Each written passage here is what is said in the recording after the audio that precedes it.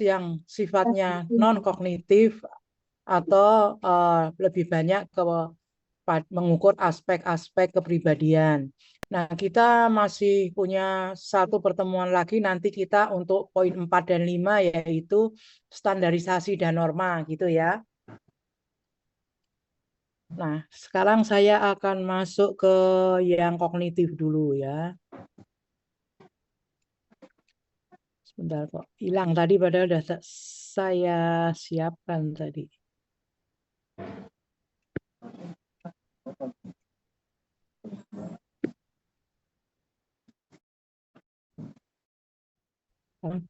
Ya, oke. Saya share ini, stop share dulu. Kemudian saya akan masuk ke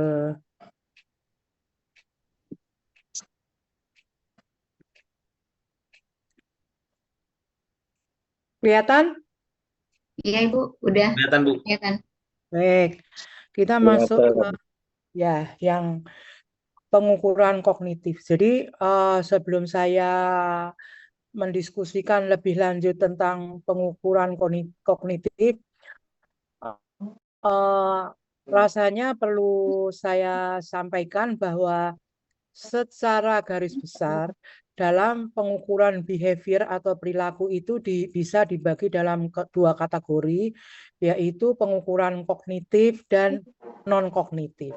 Jadi pengukuran kognitif ini sering juga disebut dengan pengukuran mental ability atau pengukuran maksimum performance, itu kognitif ya. Jadi karena yang diukur itu mental ability atau maksimum performance, maka di sini tes itu atau sejumlah pertanyaan-pertanyaan itu diharapkan dijawab sebanyak mungkin dengan benar oleh orang yang kita tes ya. Misalnya saya akan mengambil tes apa ya, yang dalam tes prestasi yang paling gampang ya, saya ambil contohnya tes bahasa Inggris 50 soal gitu ya. Maka tes bahasa Inggris ini harus ada kunci jawaban benar ya.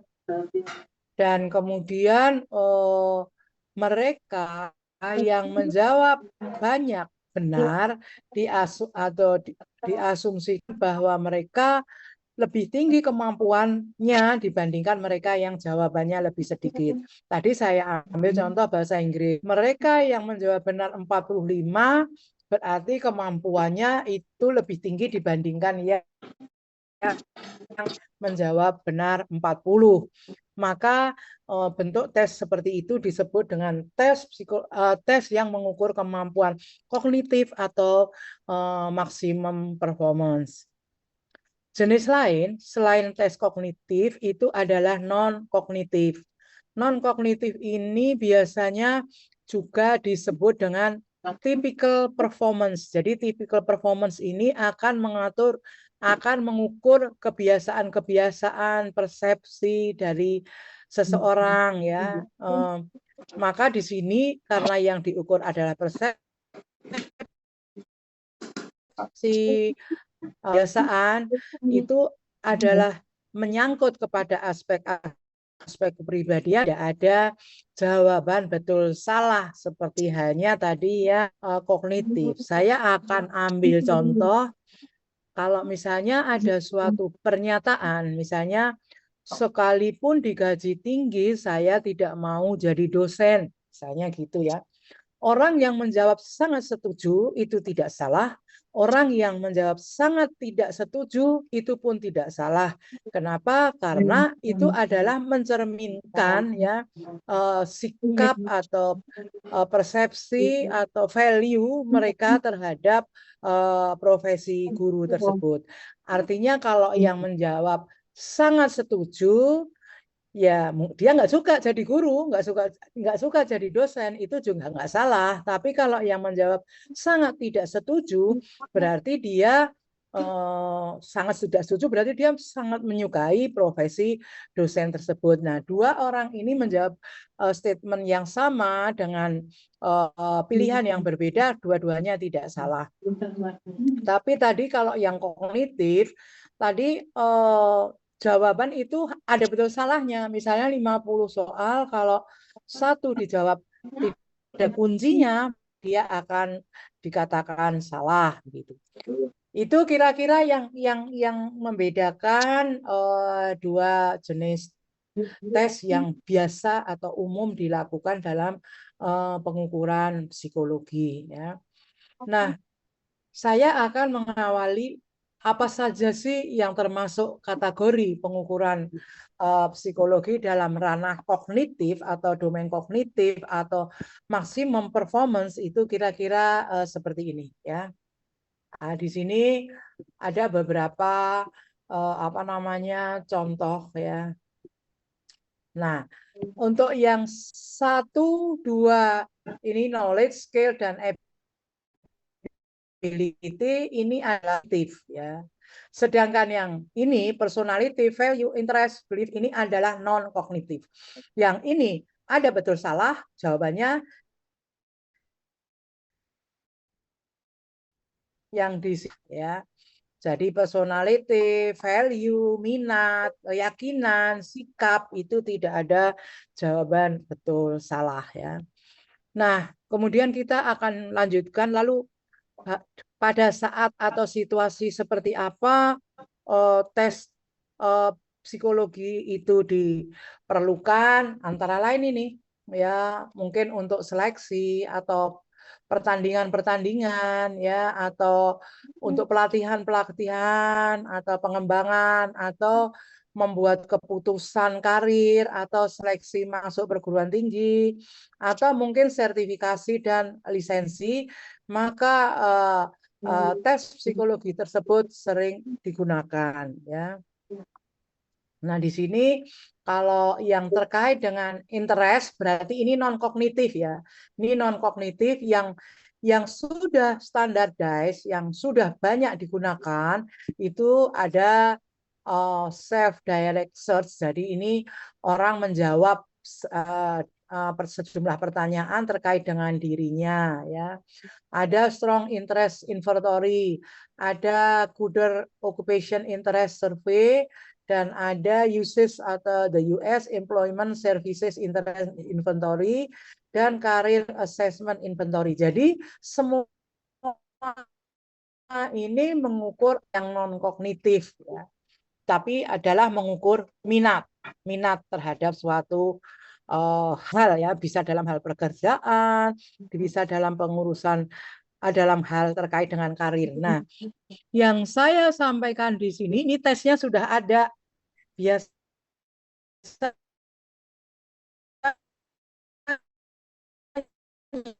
lembaga melakukan seleksi, mereka tinggal memakai saja tes yang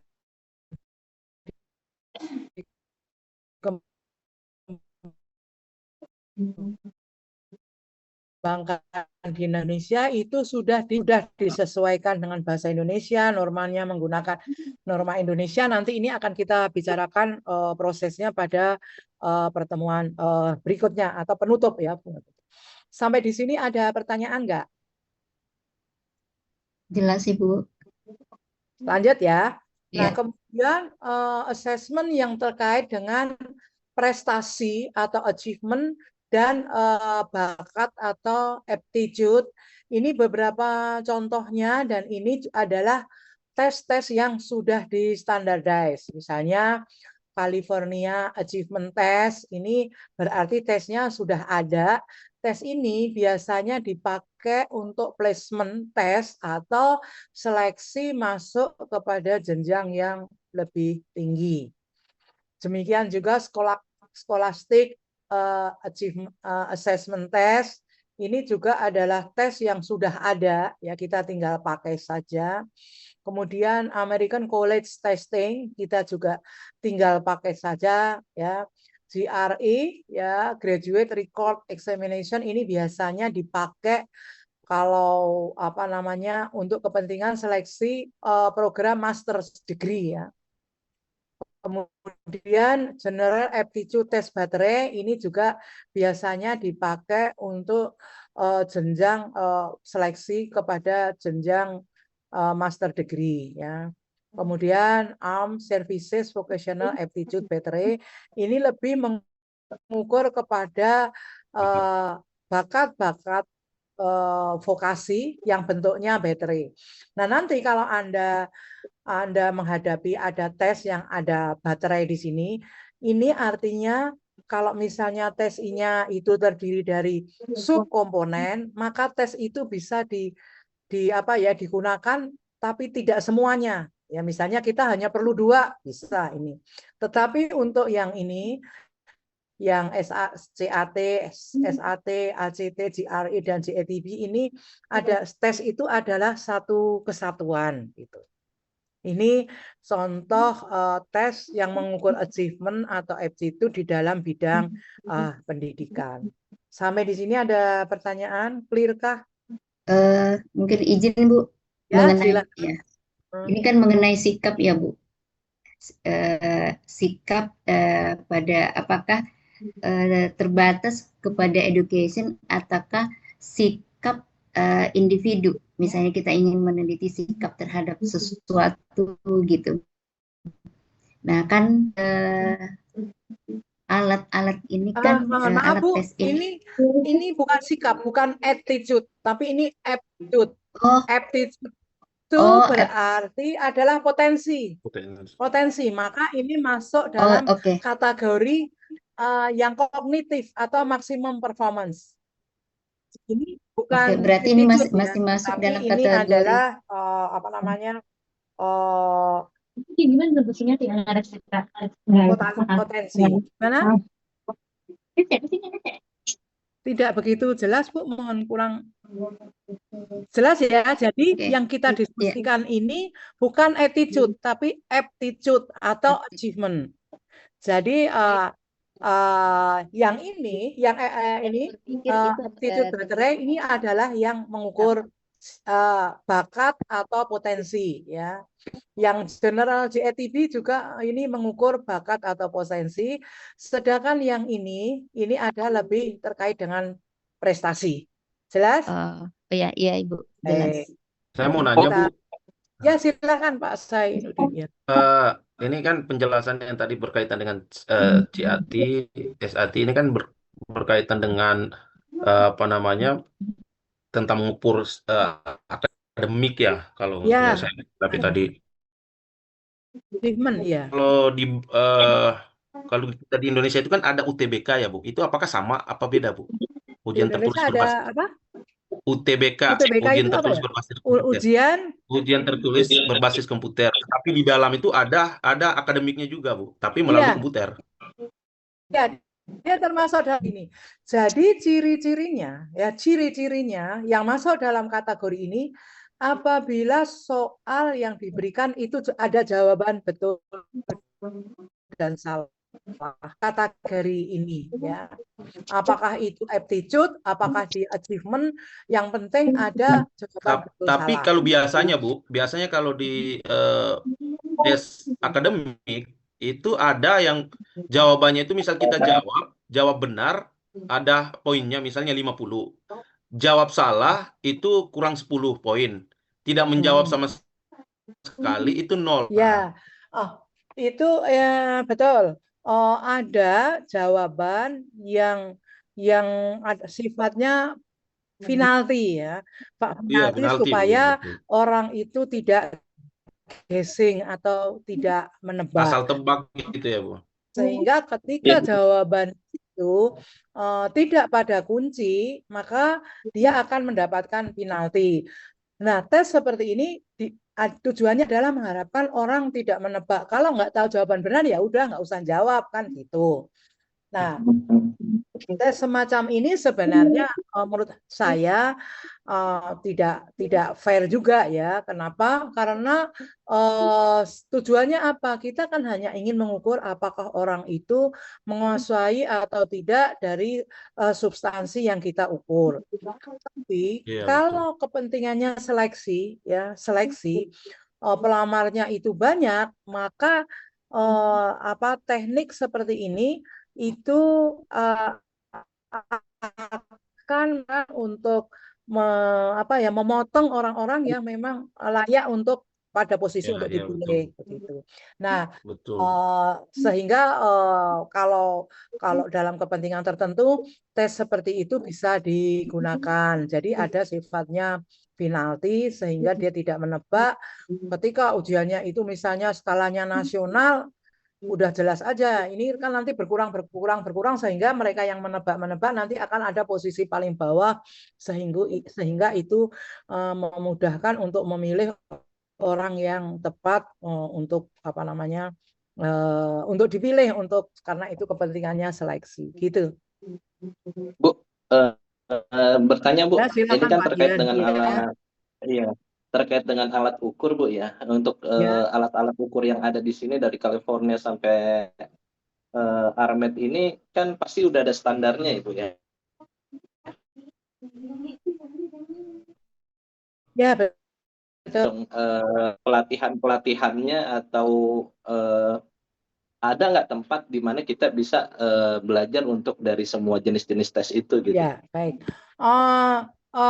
Tes ini adalah standardized. Artinya disebut standardized karena dia sudah dibuat berdasarkan teori tertentu, ya, dari teori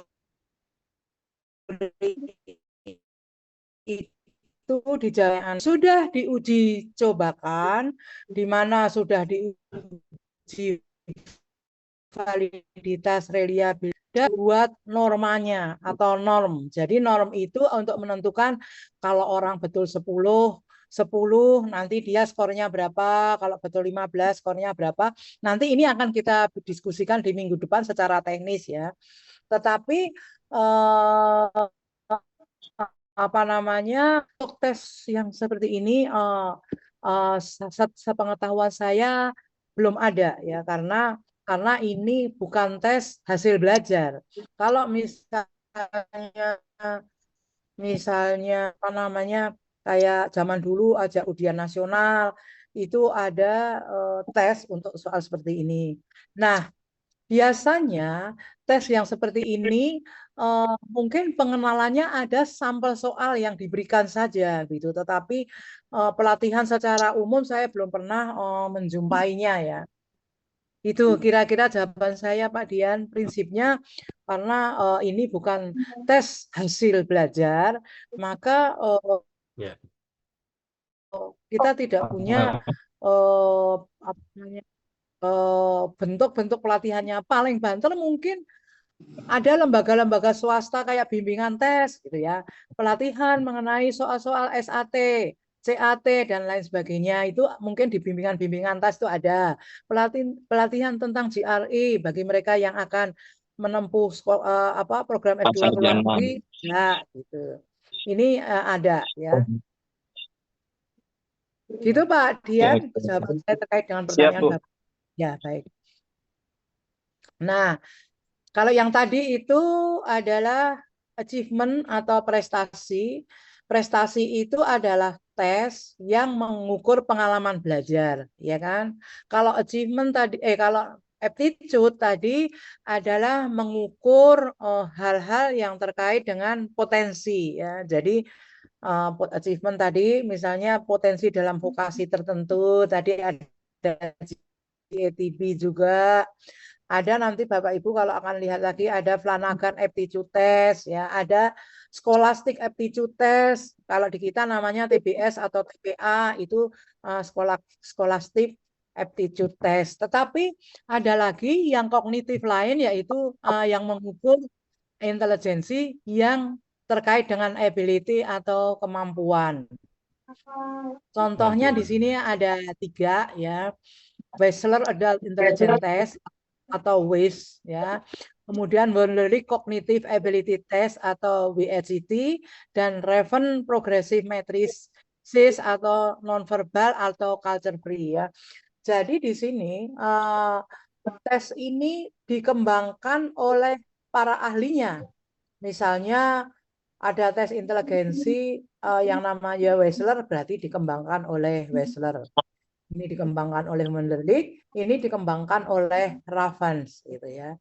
Nah, semua itu dikembangkan berdasarkan teori yang digunakan oleh para pencetusnya. Misalnya, Wechsler itu mendefinisikan apa tentang inteligensi, maka itu diturunkan. Demikian juga Wonderlic. Dan yang terakhir, kalau Raven itu karena dia nonverbal atau culture free, ya. Jadi Raven ini sebenarnya mengkritik kedua ini. Kenapa? Karena menurut dia walaupun inteligensi yang dikembangkan oleh Wechsler itu dianggap adil, tapi bagi Raven itu dianggap tidak adil karena tidak mungkin seseorang itu misalnya salah satu tesnya itu adalah comprehension, namanya comprehension. Bagaimana orang yang tidak sekolah bisa menjawab soal-soal yang terkait dengan comprehension. Itu walaupun pertanyaannya tidak terkait langsung dengan kurikulum yang ada di sekolah, tetapi pertanyaan itu akan menguntungkan mereka yang pernah sekolah begitu. Sehingga Raven ini mengembangkan alat ukur yang nonverbal, artinya hanya gambar-gambar. Orang kalau logikanya jalan, melihat hubungan antar gambar, walaupun dia nggak sekolah, menurut Raven itu bisa digunakan. Sehingga mereka yang jawabannya banyak benar, dianggap mereka lebih cerdas dibandingkan mereka yang jawabannya sedikit ya. Maka tes progressive metric atau RPM dari Raven ini dianggap dia culture fair ya. Awalnya itu Raven menyebutnya culture free, tapi setelah diriset ternyata nggak ada tes yang culture free. Kemudian beberapa tahun kemudian dia ralat menjadi dalam risetnya menjadi culture fair intelligence test ya. Nah, ini kira-kira contohnya Raven progressive metric. Ada gambar yang kosong ini nanti dia harus milih dari pilihan ini ya. Setelah ini dengan berpola ini kira-kira di sini jawabannya apa. Kemudian ini juga ini ada bagian kosong ini dan alternatifnya dia harus mengisi. Kemudian ini juga setelah ini polanya seperti ini polanya seperti ini, maka dia harus memilih. Nah, menurut Raven orang itu tidak pernah sekolah dalam pendidikan formal, kalau dia intelijensinya tinggi, dia akan bisa secara cepat melihat apa yang harus diisikan di sini, apa yang harus diisikan di sini, ini apa yang harus diisikan di sini. Ini menurut Raven. Nah, ada pertanyaan sampai di sini? Nah, ini tadi contoh ya ada yang tanya? Saya Bu, kalau saya pribadi Bu, karena ini terkait dengan macam-macam jenis tes baik masuk ke perguruan tinggi atau untuk mengetes tes intelijensi, itu kan pasti ada lembaga-lembaganya ya Bu ya, yang membuat standar itu gitu. Ya, pertanyaan bagus.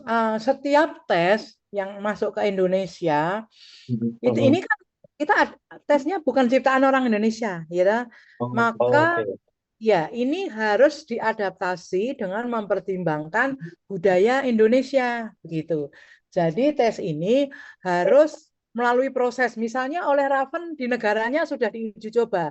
Ketika tes ini masuk ke Indonesia, dia harus diuji coba dengan populasi atau target yang akan menggunakan alat ukur ini, misalnya ya, ini adalah untuk mereka yang usia 20 ke atas, maka ini harus diuji cobakan kepada populasi yang 20 tahun ke atas, gitu, di versi Indonesia.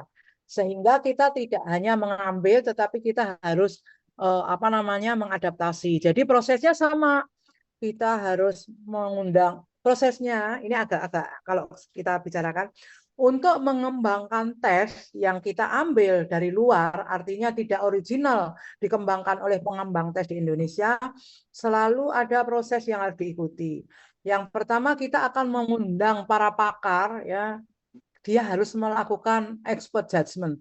Pakar ini terdiri dari 3, ya. Yang pertama statistik, nanti dia akan mempelajari norma yang asli dari negara yang menghasilkan tes ini. Yang kedua, orang-orang yang ada di Indonesia yang berkecimpung dalam tes. Dan yang ketiga, expert di dalam budaya, karena tes adaptasi ini menyangkut masalah budaya. Ketika mereka sudah setuju diuji cobakan, maka itu diuji cobakan, ya. Setelah diuji cobakan, kita akan memutuskan butir-butir soal mana yang bisa memenuhi kriteria soal yang baik, ya.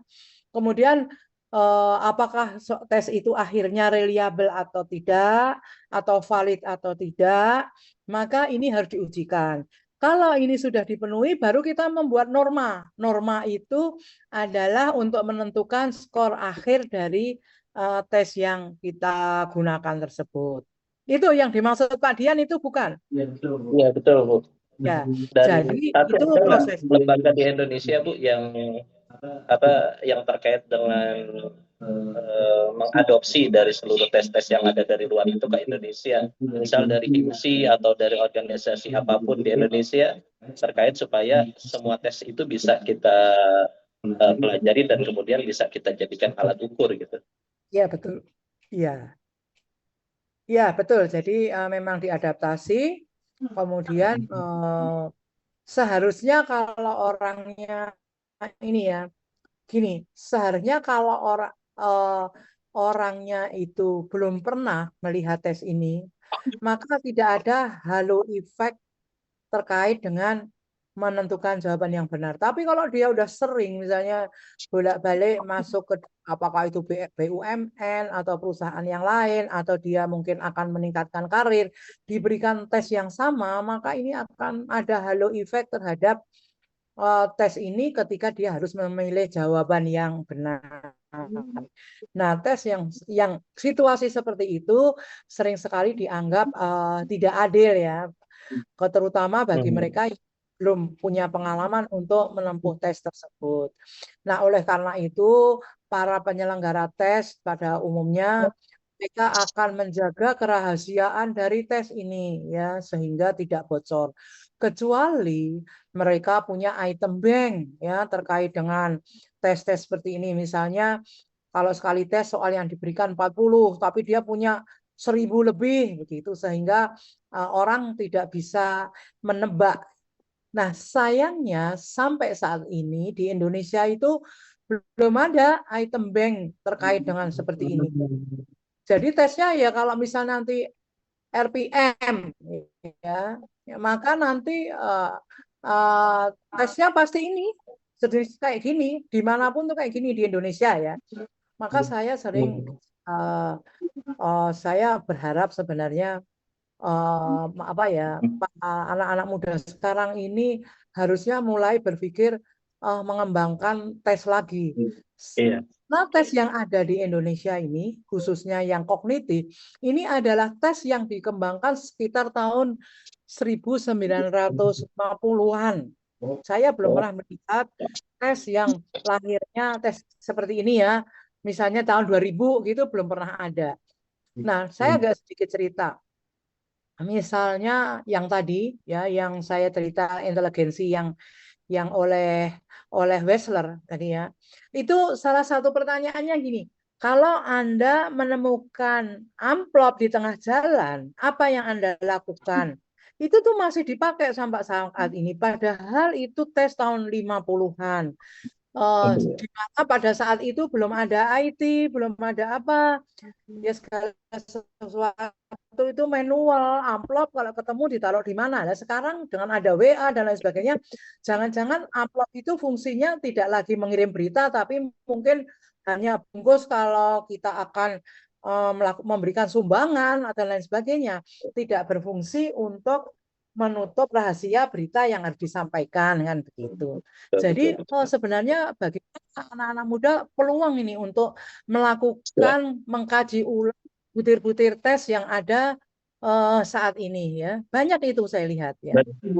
Berarti Bu Nugan terkait dengan HIMSI, Himpunan Psikologi itu fungsinya apa ya selain kode etik? Ya harusnya mereka terpikir untuk melihat ini ya. Harusnya terpikir bahwa itu tidak relevan lagi. Tahun 50 Hitler semua sudah melo. Dan banyak itu tesnya termasuk banyak sekali. Ada tes Binet, ada tes ya tadi Wechsler ya itu adalah tes yang mana yang diukur kemampuan verbal, tidak berupa gambar.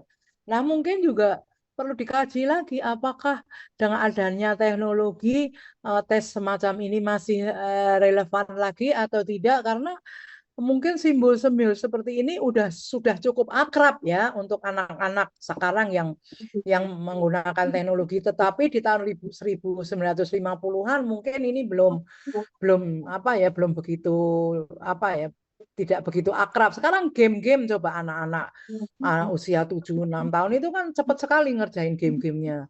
Zaman dulu kan nggak ada game-game yang berupa gambar. Nah, sebenarnya ini tantangan. Ya, itu Pak Dian ya. Siap. Oke, ada lagi? Kalau saya Bu, jujur karena emang pengen fokus dan konsentrasi di psikologi Bu, saya jujur banyak penasaran tentang tes psikologi itu gitu. Cuman saya belum menemukan link-link yang untuk saya bisa belajar atau untuk bisa mengembangkan dari kelas tes itu. Saya kemarin mengirim 2 literatur ya Pak Zainuddin ya. Saya kemarin ngirim. Ya, mudah-mudahan Bapak buka-buka di situ mendapatkan gambaran. Udah saya share, Bu. Oke. Ya. Siap. Nanti Bapak lihat ya di sana. Boleh, Bu. Nah, kalau yang ini tadi, yang saya jelaskan tadi, ini termasuk yang ability atau kognitif, ada jawaban betul yang betul salah. Sekarang saya akan masuk yang personality ya, yang terkait dengan personality. Contohnya ini. Big Five Inventory. Bapak Ibu bisa nanti Google atau pakai ChatGPT apa sih Big Five Inventory.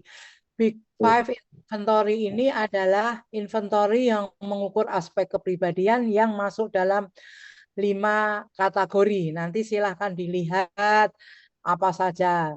Ada mengetahui apakah orang ini cenderung nervous atau tidak dan lain sebagainya, nanti silahkan dilihat di Big Five Inventory. Nah, ada 16 PF atau 16 Personality Factor, ada California Psychological Inventory, ada EPPS atau Edward Personal Preference Schedule, ya, Type Indicators atau MBTI dan DISC. Nah, semua ini seperti saya sampaikan ini tes tua semua. Ini tes tua. Mestinya tapi kalau yang personality ini ada beberapa yang sudah melakukan adaptasi dalam era yang baru, karena mungkin beberapa pertanyaan kayak di EPPS ini sudah tidak relevan lagi untuk orang-orang pada saat ini ya. Nah, ini mungkin Bapak Ibu bisa mengkaji ulang, ini masih relevan atau tidak dengan perubahan zaman kan gitu. Ya, ada pertanyaan Pak Dian? Saya terkait MBTI, Bu. Alhamdulillah saya sudah menguasain untuk tes MBTI. Ini sih sebenarnya dari semua soal-soal yang ada cuman terkait dengan 4 tipe kan. Sehingga akhirnya saya untuk membuat simple akhirnya hanya membuat 4 pertanyaan di antara 2 pilihan.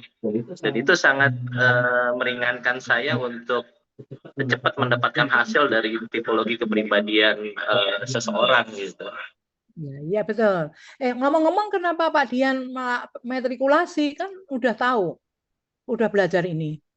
Justru saya penasaran ya Bu, banyak banget tipe-tipe yang yang kayak Big Five dan lain sebagainya saya belum paham. Yang saya paham baru MBTI saja. Iya. Ya, MBTI ya. Ya, jadi ini kalau misalnya kayak ini 16 personality factor berarti ada faktor 16 kepribadian. Kalau Edward ini 15. EPPS ini pertanyaannya banyak banget, 225 ya pasangan pertama. Nah, nanti silahkan kalau memang tertarik minta aja di ChatGPT. Tolong ambilkan sampel tes statement untuk EPPS, Edward Personal Preference Test, atau Big Five Inventory dan lain sebagainya. Sekarang ini dengan adanya teknologi kita tidak apa ya, tidak terbuang waktu atau tidak harus menunggu ya, tidak harus menunggu untuk mendapatkan jawaban dari pertanyaan-pertanyaan yang kita ingin tahu ya. Nanti silahkan dilihat ya. Oke, kita lanjutkan ya. Nah, di sini sebenarnya kemarin udah saya singgung ya, pertemuan kemarin, bagaimana kita akan mengevaluasi pengukuran yang kita lakukan, yaitu kita harus menguji reliabilitas dan validitas. Kemarin di minggu kemarin ada pertanyaan, Pak Zainuddin kayaknya ya, terkait dengan hal ini, tetapi terkait dengan riset ya, terkait dengan riset, tidak terkait dengan pengembangan instrumen ya. Kalau yang ini kita akan terkait terbatas terhadap instrumen atau yang nantinya akan kita gunakan untuk assessment. Jadi intinya bahwa kalau kita bicara reliabilitas sebenarnya kita mengukur berapa jauh sih skor yang kita peroleh itu konsisten gitu ya. Nah, dalam reliabilitas tes itu ada 3 yang bisa kita lihat, yaitu tes, retest, internal konsistensi, dan parallel form. Kalau tes retest ini contohnya kemarin sudah saya singgung. Kalau misalnya saya menggunakan salah satu subtes atau saya akan menggunakan Wechsler gitu ya. Tes Wechsler hasil kecerdasannya saat ini 140.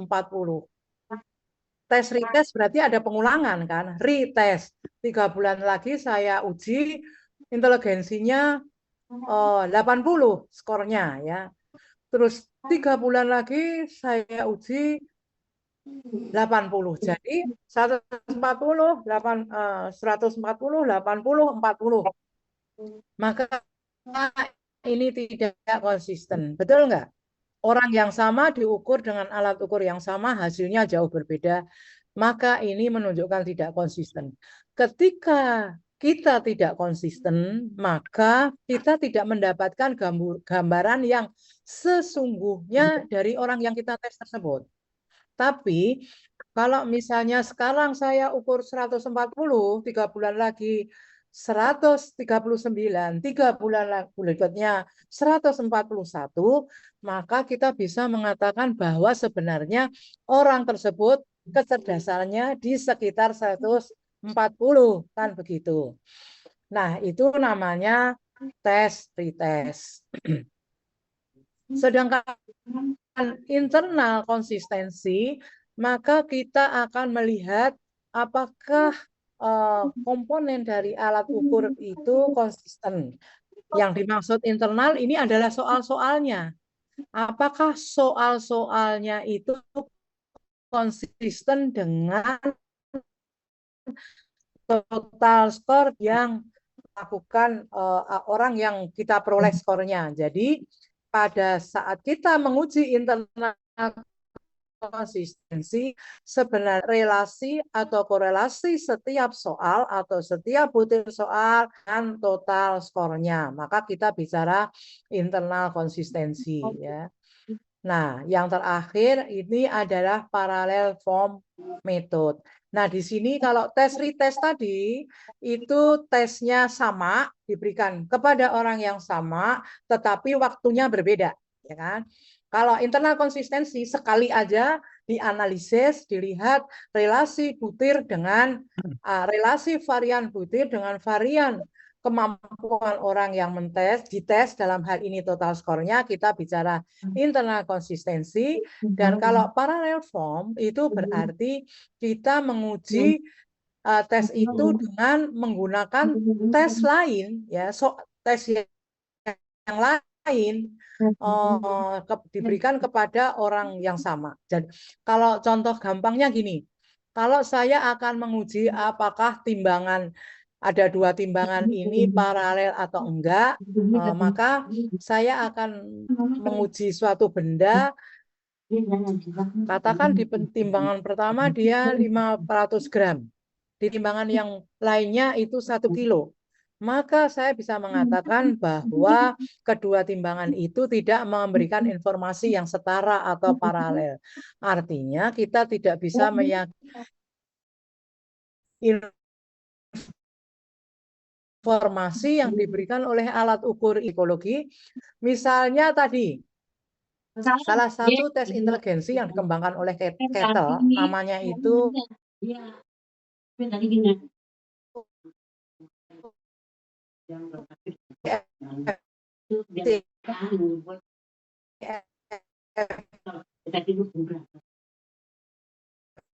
yang sama, mestinya kalau dia dapat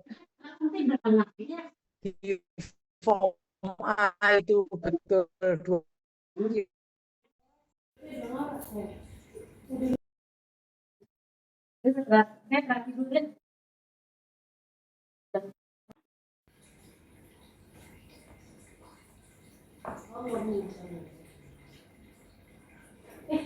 kelihatan ya.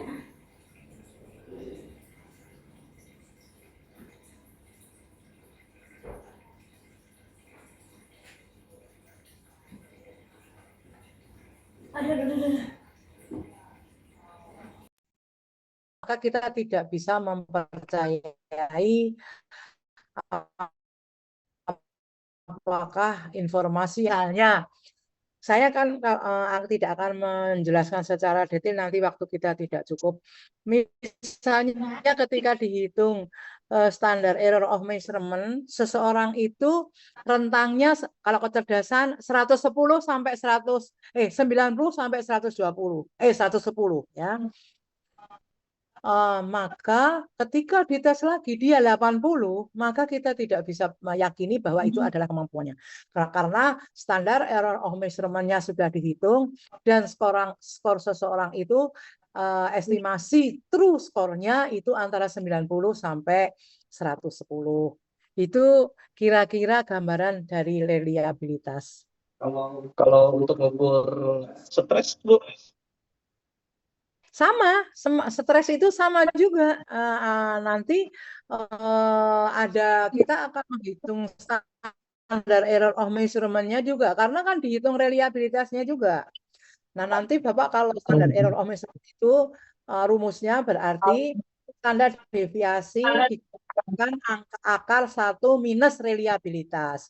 Nah, nanti di situ ketemu berapa standar error of measurement-nya, maka skor seseorang itu bergerak dari situ. Kalau di luar itu berarti kita meragukan informasi yang diberikan oleh alat ukur tersebut. Sama, prinsipnya sama, kita harus mengukur reliabilitasnya. Hanya kalau di sini betul salah, kalau di stres itu dia tidak ada betul salah ya. Karena misalnya saya akan apa yang setelah saya pelajari akan hilang semuanya ketika saya harus presentasi di depan orang gitu kan. Nggak ada yang salah kan di situ, emang dia kayak gitu. Iya nggak? Nah, di sini tetap harus Berarti itu dihitung. kalau bisa diarahkan apakah dia ke reliabilitas atau validitas, Bu?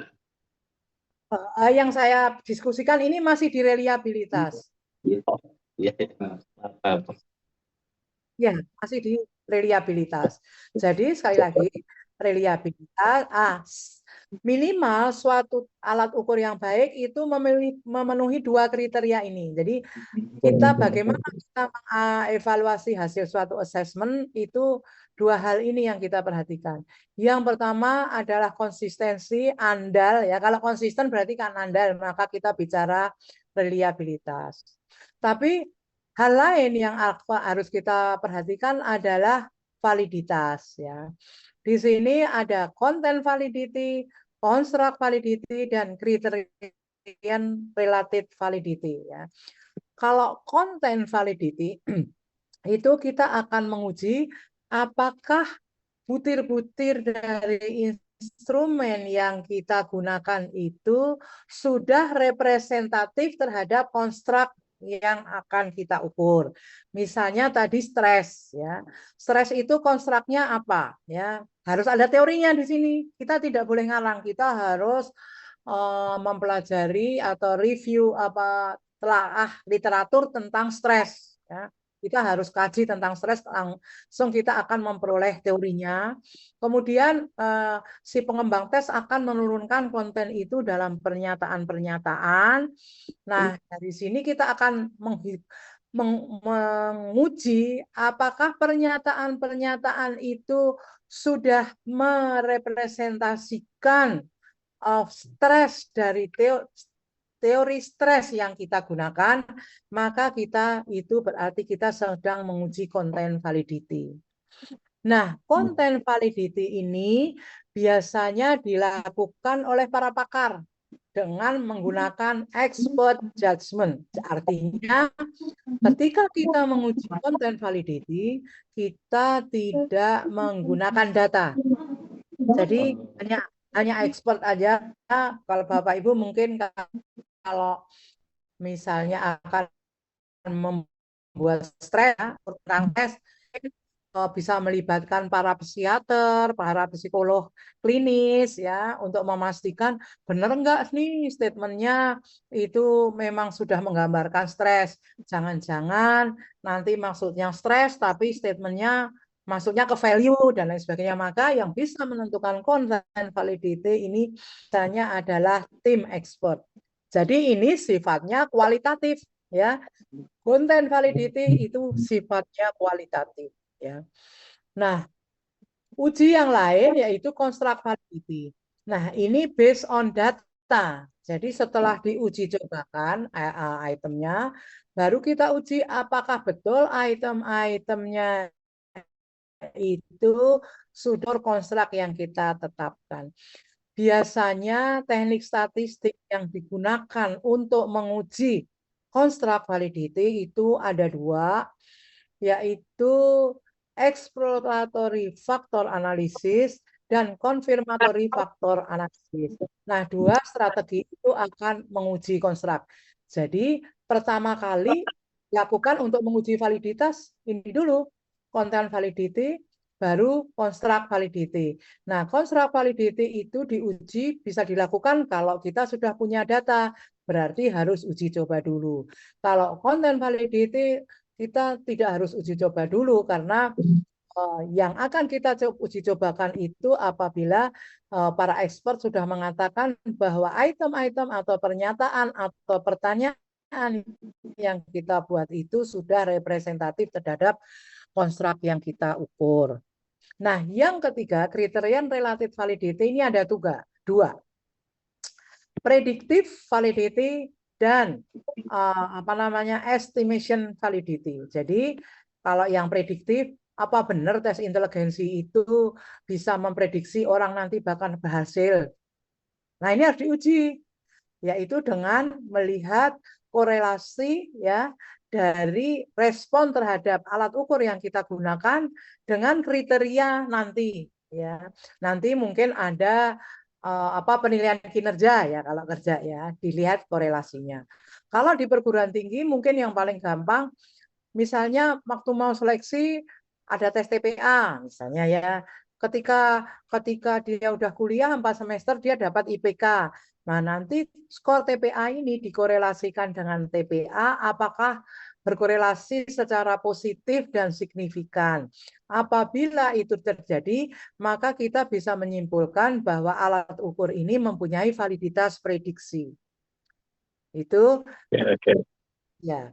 Tetapi yang satu lagi estimasi itu, kalau tadi validitas prediksi kan kriterianya orangnya kerja dulu baru nanti ada kinerjanya.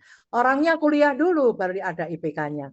Tapi kalau estimasi itu dua-duanya bisa kita pakai sekarang. Contohnya, saya akan menguji apakah tes bahasa Inggris itu bisa digunakan untuk mengestimasi kemampuan seseorang di dalam matematika atau fisika atau biologi atau bahasa Indonesia. Maka saya akan mengkorelasikan skor bahasa Inggris ini dengan tes di 4 bidang ini. Kalau misalnya semuanya berkorelasi tinggi, sebenarnya saya bisa mengestimasi berapa skor seseorang itu di dalam matematika, fisika, kimia, based on atau berdasarkan dari skor bahasa Inggris tadi, ya.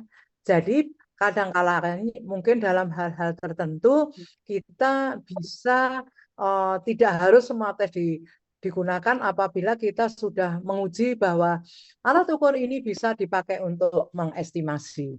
Nah, kedua hal ini, ya, reliabilitas dan validitas ini suatu hal yang penting harus diketahui ketika kita melakukan assessment, gitu. Ya. Ada pertanyaan sampai di sini?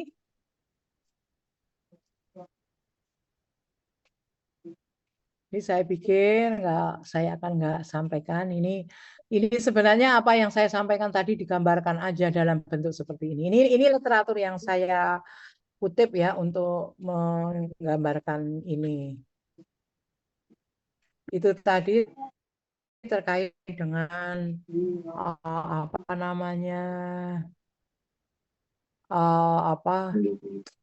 tes kognitif dan kognitif.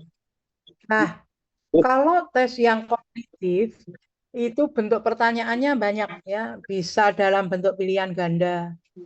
Jadi ada soal, kemudian diberikan alternatif jawaban, peserta diminta untuk memilih jawaban yang benar.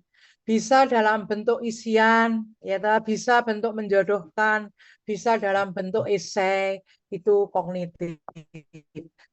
Tapi kalau non kognitif ini yang populer digunakan, ya, ini seperti ini, ya. Kelihatan? Kelihatan nggak? Kelihatan, Bu. Baru terlihat, Bu. Lihat, Bu. Ya, baik. Ini yang non kognitif. Kalau kognitif itu saya rasa sudah cukup jelas, ya. Mungkin ini yang belum pernah ini. Jadi beberapa skala yang bisa kita gunakan untuk aspek non kognitif itu yang paling tua itu adalah Stone.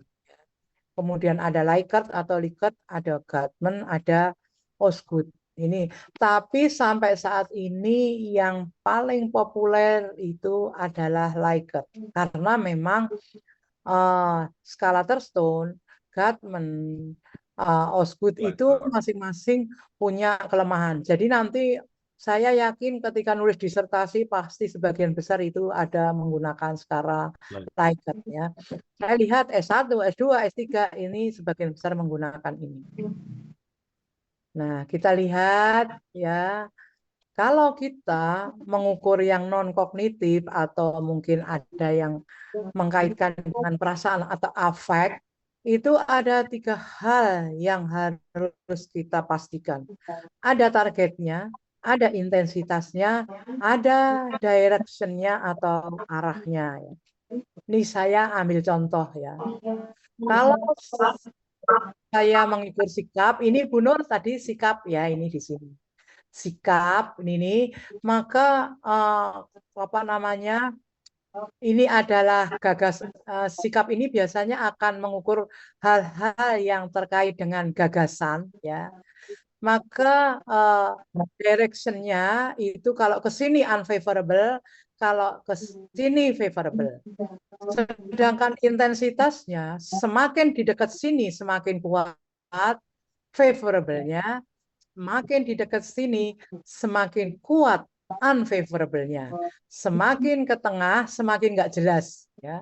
Orangnya ini sebenarnya sikapnya apakah dia suka atau tidak suka itu nggak jelas semakin ke tengah. Yang ekstrim ke sini itu jelas dia tidak suka atau unfavorable, di sini favorable. Jadi ini namanya adalah skala kontinum psikologi. Tapi ini kalau mengukur sikap. Tapi juga kita bisa mengukur value ya. Sebentar, value itu adalah nilai ya. Hanya penting nggak sih kuliah S3, seberapa penting nilai S3 bagi Bapak Ibu, maka value itu bisa unimportant dan important. Semakin ke sini value-nya semakin penting, semakin ke sini semakin tidak penting. Nah, kalau semakin di tengah ini nggak jelas penting atau tidak pentingnya bagi seseorang ya. Nah, kemudian ada sebentar ya. Ada academic self-esteem. Semakin ke sini positif, semakin ke sini negatif. Seberapa seseorang menilai dirinya itu positif atau negatif terhadap kemampuan akademiknya, ini kita berarti akan mengukur academic self-esteem. Semakin dia skornya itu jauh ya dari ini, maka dia menilai dia itu nggak mampu gitu ya. Kalau di sini dia ngerasa mampu gitu. Nah, contoh lain, misalnya ini sebenarnya lebih banyak dari ini, tapi ini saya ambil aja beberapa. Locus of control. Sebenarnya yang mengontrol diri seseorang itu siapa? Apakah eksternal atau internal? Misalnya gini. Kalau Bapak Ibu sekolah S3 itu karena perintah pimpinan, ya, maka itu sebenarnya eksternal, maka semakin ke sini eksternal. Tapi kalau sekolah S3 itu memang Bapak Ibu meyakini bahwa Bapak Ibu meyakini bahwa memang perlu meningkatkan ke S3 karena itu akan menunjang kemampuan saya dalam menyelesaikan pekerjaan saya, misalnya itu masuk internal. Ya, juga self efficacy, semakin ke sini nggak yakin, semakin ke sini yakin dia. Saya bisa, saya nggak bisa gitu. Kemudian minat nih, minat interest. Di sini tertarik, di sini tidak tertarik. Nah, di sini aspirasi ya, ya mau no more atau lebih atau tidak lagi, nggak perlu lebih lagi. Nah, yang terakhir yang saya kutip ini adalah kecemasan.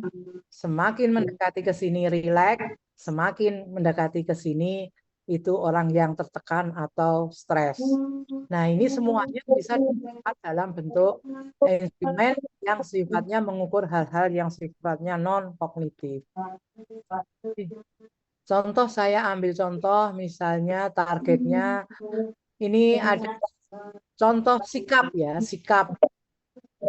Misalnya sikap terhadap sekolah. Nah, di sini netral, negatif, dan positif. Maka sikapnya terhadap sekolah, si Phil ini sangat tidak suka terhadap sekolah. Rich ini juga nggak suka, tapi tidak seintensitasnya tidak seperti Phil. Kalau Tom ini nggak jelas, suka apa nggak sukanya itu nggak jelas. Kalau Art ini dia cenderung suka, tapi tidak se-ekstrim Bob. Nah, ini kira-kira untuk menggambarkan sikap terhadap sekolah misalnya. Nah, ini contoh skala Thurstone. Kalau skala Thurstone itu kan oleh Thurstone, di mana Thurstone itu membuat kebijakan atau ketentuan bahwa skala Thurstone itu harus memiliki memiliki pernyataan yang berada di skala 1 ya. Ini kalau Thurston ini kan ini, maka oleh Thurston ini dibagi 11, skala 1, skala 2, skala 3, 4, 5, 6 sampai 11. Nah, pada skala Thurston itu harus ada statement yang skalanya 1,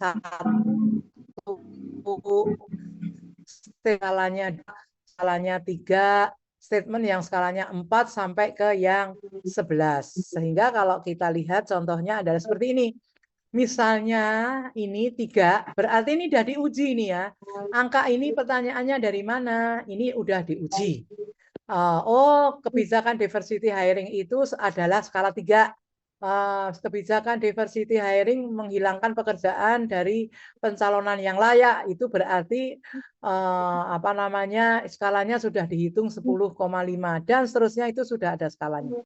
Nah, pertanyaannya lalu bagaimana scoringnya?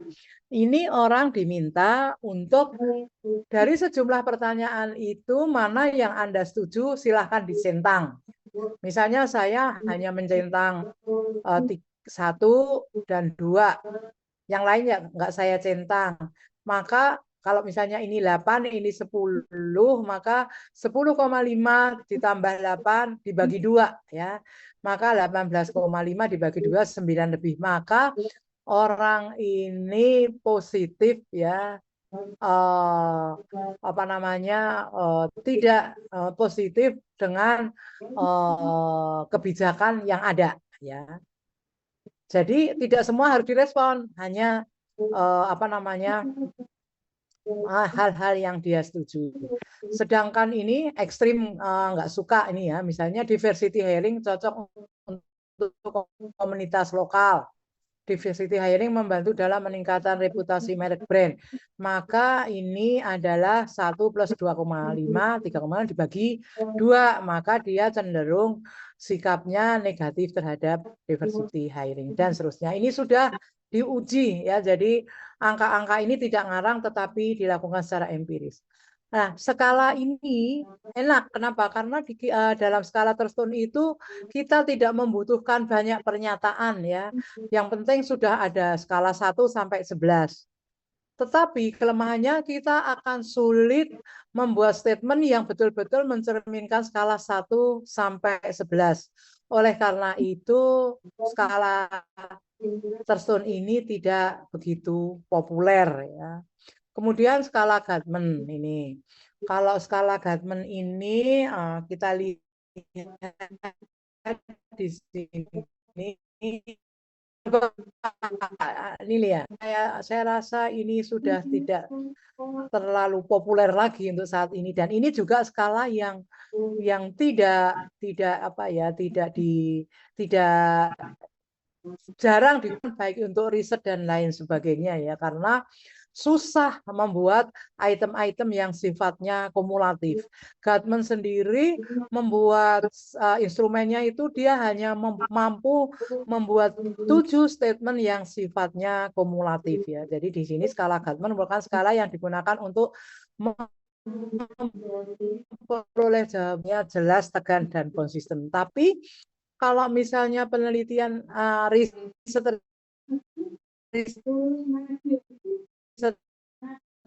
itu memerlukan diperoleh, salah satu alternatif untuk digunakan, kemudian hasilnya akan segera digunakan untuk mengambil keputusan. Ini contohnya ya, saya ambil di sini. Saya memilih Partai Demokrat, tidak peduli kemampuannya. Saya memilih kandidat Partai Demokrat apabila kemampuannya lebih baik dari kandidat Partai Republik. Artinya di sini statement pertama ini orang itu ekstrim sekali suka atau apa ya, cinta terhadap Partai Demokrat, sehingga kualitasnya kayak apapun asal Partai Demokrat dia akan pilih. Yang kedua ini ya, saya memilih kandidat partai bila kemampuannya lebih baik dari kandidat Partai Republik. Saya sengaja nggak ngambil yang di Indonesia. Jadi sih sudah bersyarat dia, ya kan?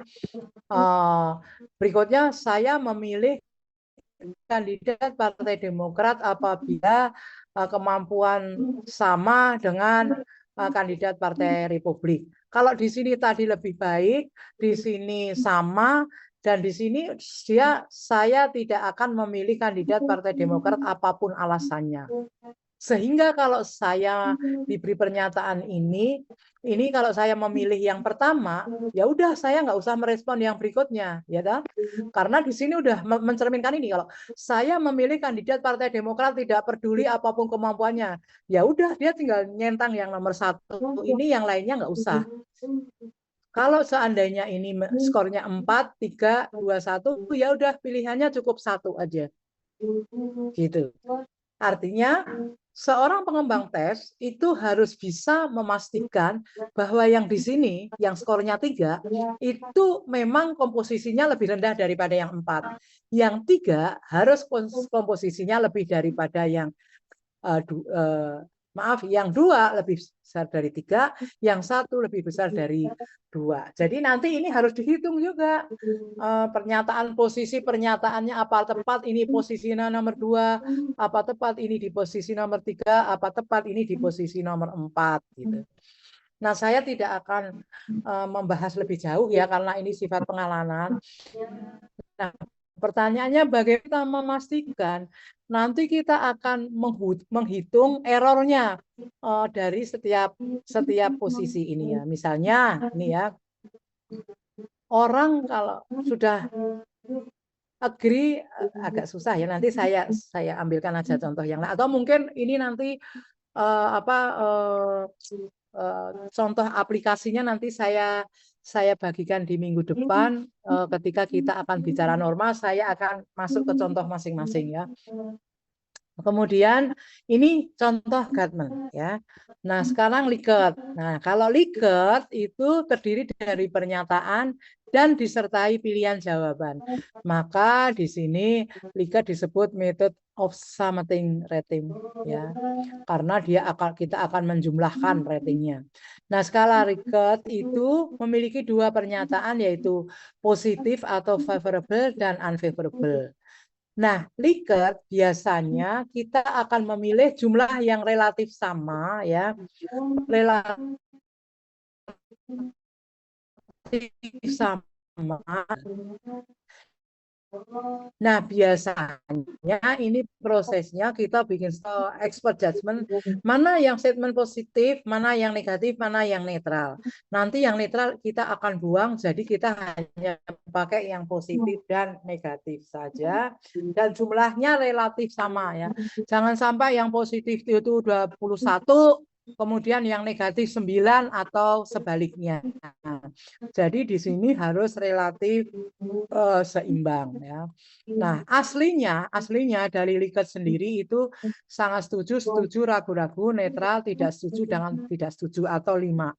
Tapi dalam perkembangannya banyak para peneliti menganggap mereka yang memilih ragu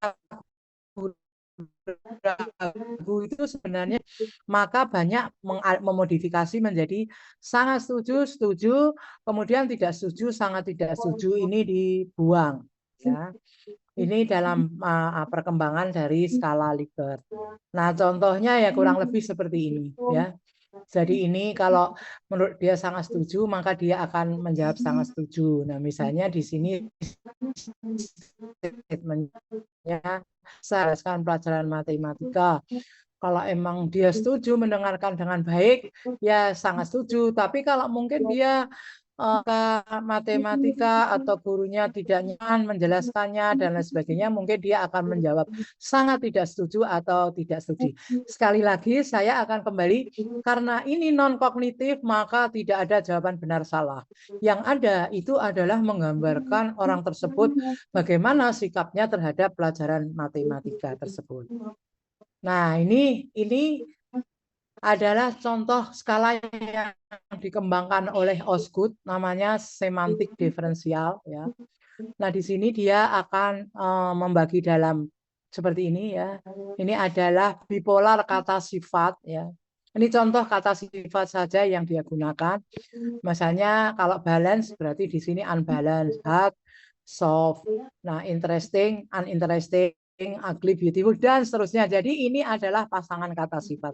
Seseorang merespon hanya memberikan di sini saja, ya. Kalau saya misalnya di sini targetnya adalah apa ya? Adalah apa? Misalnya guru aja deh, guru atau dosen gitu ya, dosen. Bagaimana pendapat Anda tentang dosen? Maka dosen ditulis di sini. Nah, di sini kata sifatnya yang cocok apa? Misalnya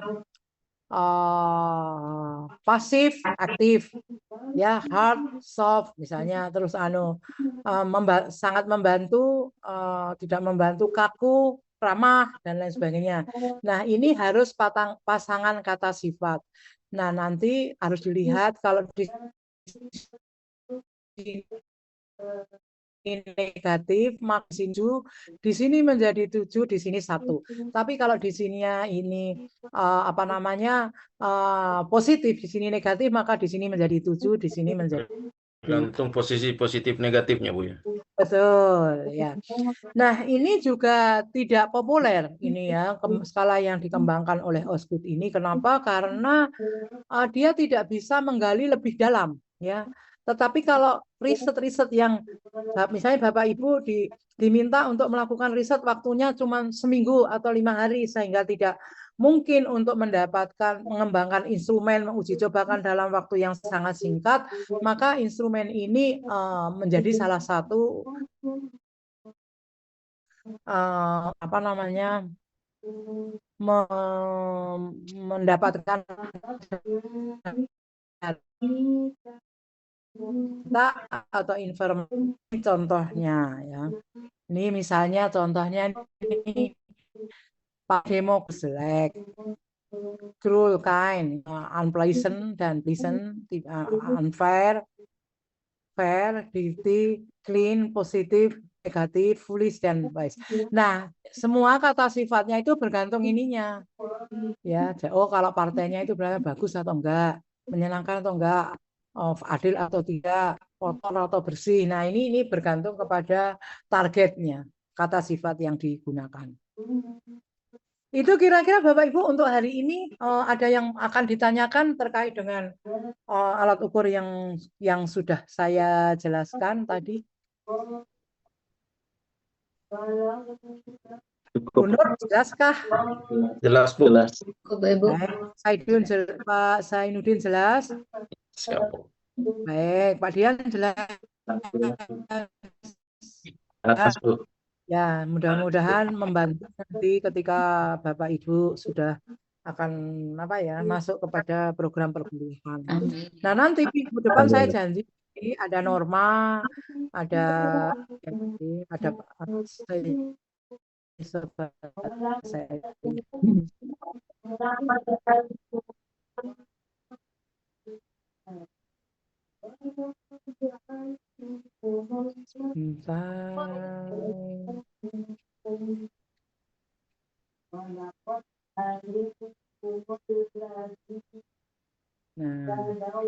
Nanti minta untuk materi bisa di-share, Bu. Oh ya lupa ya, saya belum. Iya, Salah. iya, Salah. Bu. Ini salah nih. Iya, nanti akan saya share melalui Pak Zainuddin ya. Karena Siap, saya Ya, Bu, siap. Ya, Bu. Terima kasih, Bu. bukan yang ini nih salah nih. Saya close dulu, saya close.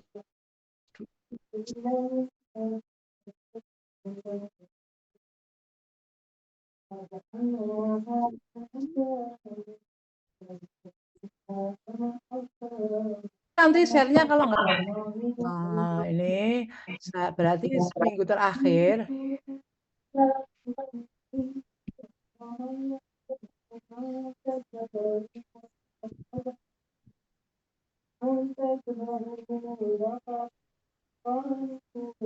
Kita tinggal standarisasi dan norma. Nanti tadi saya janji mau memberikan contoh secara teknis bagaimana mengurutkan pertanyaan ketika kita mengembangkan skala dari Gatman ya. Kalau yang Likert, Stone itu sama, hanya kan gitu. Nanti kalau dibutuhkan ya akan saya berikan bahan Siap. nanti ada ya. Saya rasa itu ya perkuliahan kita pada hari ini supaya tidak Ya, tanggung ya, Bu. berhentinya. Siap, Bu. Absen Siap. nggak, Bu? Nah, Absen ya? ya Pak Zainuddin ya yang absen ya. Siap, Bu. Siap. Ya, oke. Saya pikir cukup ya sampai di sini. Kita ketemu lagi tanggal berapa ya? Tanggal 18 ya. Tanggal 18 Tanggal Ibu. 18, Bu. Ya. Baik, ya mudah-mudahan tanggal 18 kita bisa bertemu lagi. Sekian, terima kasih. Selamat malam. Assalamualaikum warahmatullahi wabarakatuh. Sehat selalu, Bu. Ya, sama-sama Bapak Izin, juga ya. izin Ibu, Pak Zainuddin, Siap, Bu. izin. Tapi Pak Haji, kuliahnya belum izin. mulai kan sekarang? Masih metode Tanggal 22 Ibu. 22, Bu. ya. Baik, sehat-sehat semua ya. Siap, amin, Bu. Amin. Izin live ya Pak. Baik.